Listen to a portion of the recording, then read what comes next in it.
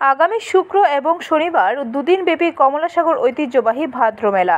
সোমবার অসীমান্তিক ক্যাফেটেরিয়ার প্রস্তুতি কমিটির সভা শেষে এই জানিয়েছেন মেলা কমিটির কনভেনর বিডিও বিশালগড়। তিনি জানান, শুক্রবার সন্ধ্যায় কমলাসাগর কালীবাড়ি প্রাঙ্গণে মেলার উদ্বোধন হবে। মুক্ত মঞ্চে চলবে সাংস্কৃতিক অনুষ্ঠান। শনিবার সকাল থেকে সারাদিনব্যাপী মনোজ্ঞ সাংস্কৃতিক অনুষ্ঠানে অংশ নেবে আগরতলা সহ রাজ্যের বিভিন্ন জায়গার খ্যাতনামা শিল্পীরা। চলবে মনসা মঙ্গল, বাউল এবং লোক সংস্কৃতির জমজমাট অনুষ্ঠান। অন্যান্য বারের মতো এবারও রাজ্যের বিভিন্ন জায়গায় দোকানিরা এসে তাদের পসরা সাজিয়ে বসবেন।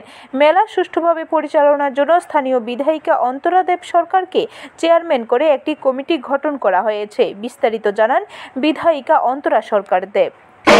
কমলাসাগর কসবেশ্বরী মায়ের মন্দিরে আগামী 22শে আগস্ট এবং 23শে আগস্ট দুদিনব্যাপী ঐতিহ্যবাহী ভাদ্র মেলা অনুষ্ঠিত হতে চলেছে।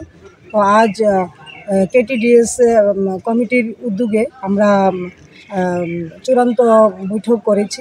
আমি রাজ্যবাসীকে আমন্ত্রণ জানাই এই কসবেশ্বরী মায়ের মন্দিরে যে ভাদ্র মেলা, এই ভাদ্র মেলার জন্য জাতি, ধর্ম, বর্ণ নির্বিশেষে সকলে উপস্থিতি হয়।